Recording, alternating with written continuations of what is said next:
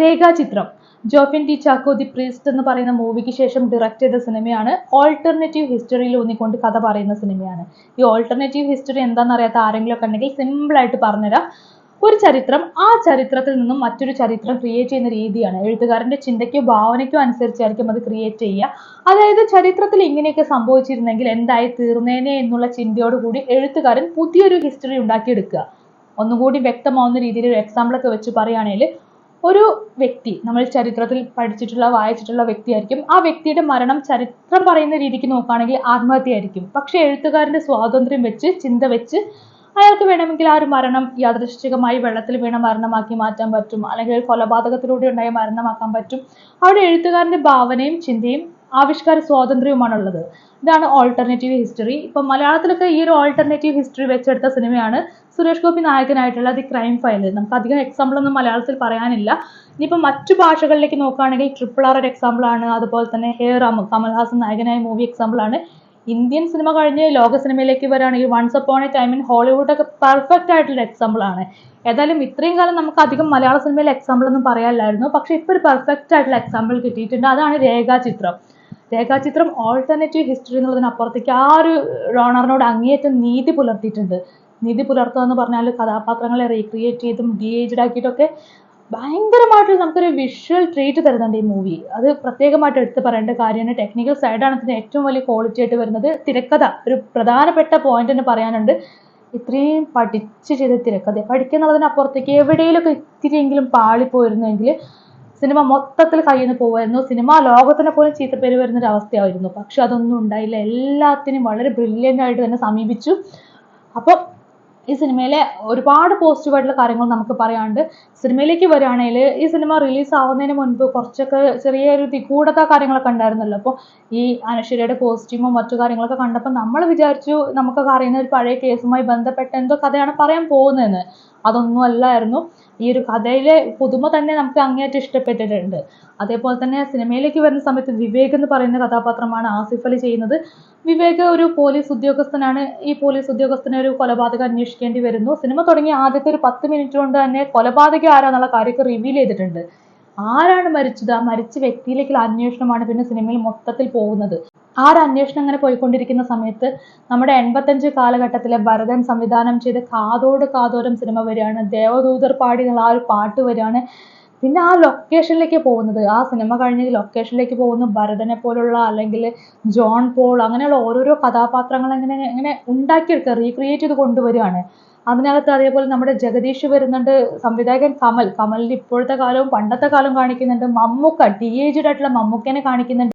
മമ്മൂക്കയുടെ കാര്യം പ്രത്യേകം പറയണം. ഈ സിനിമയുടെ ആത്മാവെന്ന് പറയുന്നത് തന്നെ മമ്മൂക്കയാണ്. എനിക്ക് തോന്നുന്നു മമ്മൂക്ക ഇല്ല എങ്കിൽ ഈ മൂവി ഉണ്ടാവില്ല. ഇതിനകത്ത് മമ്മൂക്ക അങ്ങനെ കാര്യമായിട്ടൊന്നും കാണിക്കുന്നില്ല. ഡി-ഏജ്ഡ് ആയിട്ടുള്ള മമ്മൂക്കനെ മാത്രമാണ് കാണിക്കുന്നത്. നിലവിലെ മമ്മൂക്കയെ കാണിക്കുന്നേ ഇല്ല.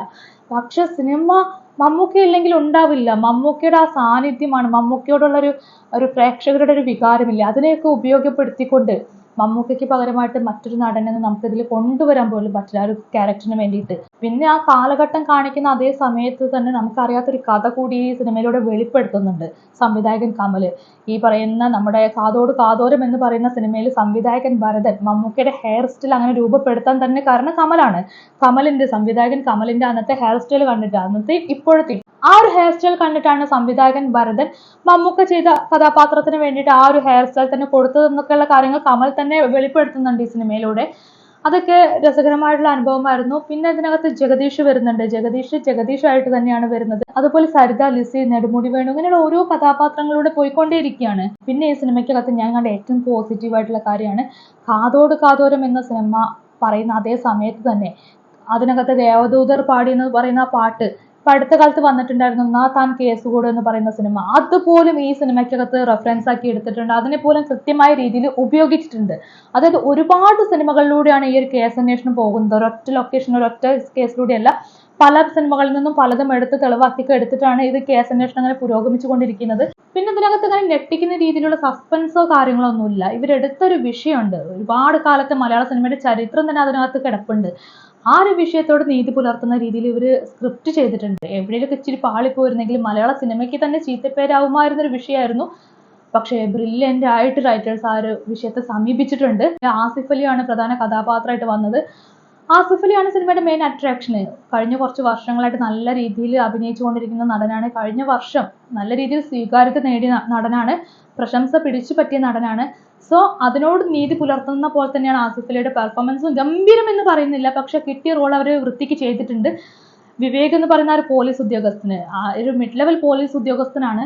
അതിനകത്ത് വിവേകിന്റെ ഏറ്റവും ഗംഭീരമായിട്ടുള്ള ഒരു സംഭവം എനിക്ക് തോന്നിയത്, ഇതിനകത്തൊരു തലയോട്ടി കിട്ടുന്നുണ്ട്. ആ തലയോട്ടി കിട്ടുന്ന സമയത്ത് ആസിഫിന്റെ ഒരു എക്സ്പ്രഷൻ ഉണ്ട്, അത് പ്രത്യേകം എടുത്തു പറയേണ്ടതാണ്.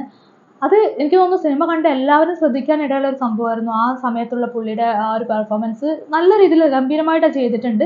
അനശ്വരയുടെ കാര്യം പറയുകയാണെങ്കിലും അനശ്വര ഇങ്ങനെ വന്നിങ്ങനെ ഓരോ വർഷം കൂടുന്തോറും ഇങ്ങനെ വലിയ രീതിയിലേക്ക് മാറിക്കൊണ്ടിരിക്കുന്ന ഒരു നായികയാണ്. ഈ ഒരു കഥാപാത്രം അനശ്വര സേഫ് ആയിട്ട് ചെയ്തിട്ടുണ്ട്. പ്രത്യേകമായിട്ട് പറയേണ്ട പേരാണ് സെറിൻ ഷിഹാബ്. മലയാളത്തിൽ വളരെ നല്ല നായകന്മാർ വളരെ വളരെ കുറവാണ്. ഈ സെറിൻ ഷിഹാബ് എന്ന് പറയുന്ന നായിക നമുക്കൊരു പ്രതീക്ഷ തരുന്ന ഒരു നായിക നടി തന്നെയാണ്. ഇവരുടെ ഈ സിനിമയ്ക്കകത്ത് പെർഫോമൻസ് ഞെട്ടിച്ച് കളയുന്ന രീതിയിലുള്ള പെർഫോമൻസ് ആണ്. വരും സിനിമകളിലും നമുക്ക് ഒരുപാട് പ്രതീക്ഷിക്കാവുന്ന രീതിയിലുള്ള പെർഫോമൻസ് ഇവർ തരും എന്നുള്ള കാര്യത്തിൽ ഇപ്പോൾ ഒരു സംശയമില്ല. പിന്നെ ബാക്കി വന്നവരും പോയവരുമായിട്ടുള്ള എല്ലാവരും നല്ല രീതിയിൽ തന്നെ പെർഫോം ചെയ്തിട്ടുണ്ട്. ഹരിശ്രീ അശോകനെ ഒരു ക്യാരക്ടർ ചെയ്തു. ഇദ്ദേഹത്തെ കുറച്ച് കാലങ്ങളായിട്ട് മലയാള സിനിമ അങ്ങനെയൊന്നും ഉപയോഗിക്കാറില്ല, പക്ഷെ ഇതിനകത്ത് നല്ലൊരു ക്യാരക്ടർ കിട്ടിയിട്ടുണ്ട്. പിന്നെ അപ്പു പ്രഭാകറാണ് സിനിമാറ്റോഗ്രാഫി ചെയ്തിട്ടുള്ളത്. സിനിമാറ്റോഗ്രാഫി ആണെങ്കിലും അതുപോലെ തന്നെ കളറിംഗ് ആണെങ്കിലും ഒക്കെ അത് കഥയുമായിട്ട് പക്ക ബ്ലെൻഡിങ് ആയി കിടപ്പാണ്. പിന്നെ രാമു സുനിലാണ് കഥ ചെയ്തിട്ടുള്ളത്. ജോൺ മാൻട്രിക്കലും രാമു സുനിലും ചേർന്നിട്ടാണ് സ്ക്രിപ്റ്റ് ചെയ്തിട്ടുള്ളത്. സിനിമയുടെ നട്ടൽ എന്ന് പറയുന്നത് തന്നെ സ്ക്രിപ്റ്റ് ആണ്. പെർഫെക്റ്റ് ആയിട്ടുള്ള സ്ക്രിപ്റ്റ് ആണ്. അവർ ആരും എടുത്ത വിഷയത്തോട് അങ്ങേയറ്റം നീതി കാണിച്ചിട്ടുണ്ട്. അതുപോലെ മുജീബ് മജീദിന്റെ സംഗീതം ഒരു ഡ്രാമ, ഒരു അന്വേഷണ ഡ്രാമയാണ്. അതിനോട് നീതി പുലർത്തുന്ന പോലെ തന്നെയാണ് സംഗീതം ചെയ്തിട്ടുള്ളത്. പിന്നെ ഷമീർ മുഹമ്മദിന്റെ എഡിറ്റിങ്ങിനെ പറ്റി പറയുകയാണെങ്കിൽ ഒരു സെക്കൻഡ് പോലും പാഴാക്കാതെ ഷോർട്ടിനും സീനിനൊക്കെ കോർത്തിണക്കിക്കൊണ്ട് ഇദ്ദേഹം അടിപൊളിയായിട്ട് വർക്ക് ചെയ്തിട്ടുണ്ട്. അങ്ങനെ ടെക്നിക്കലി നോക്കുകയാണെങ്കിൽ എല്ലാം അടിപൊളിയായിട്ടുള്ള വർക്കാണ്. മൊത്തത്തിലൊരു നൊസ്റ്റാൾജിക് ഫീൽ തരുന്നുണ്ട് 85 കാലഘട്ടത്തിലെ മലയാള സിനിമ ചരിത്രത്തെ കൊണ്ടുവന്നിട്ട്. ഇതൊക്കെ സത്യമാണോ എന്ന് പ്രേക്ഷകരെ പോലും ഒരു സെക്കൻഡ് ചിന്തിപ്പിക്കാൻ ഇവർക്ക് കഴിയുന്നുവെങ്കിൽ അത് അവരുടെ ഏറ്റവും വലിയ വിജയമാണ്. പിന്നെ എല്ലാത്തിലും ഉപരി ഈ പറഞ്ഞ പോലെ മമ്മൂക്കയാണ് സിനിമയുടെ ആത്മാവ്. മമ്മൂക്ക ഇല്ലെങ്കിൽ ഈ സിനിമ ഇല്ല എന്നുള്ള അവസ്ഥയാണ്.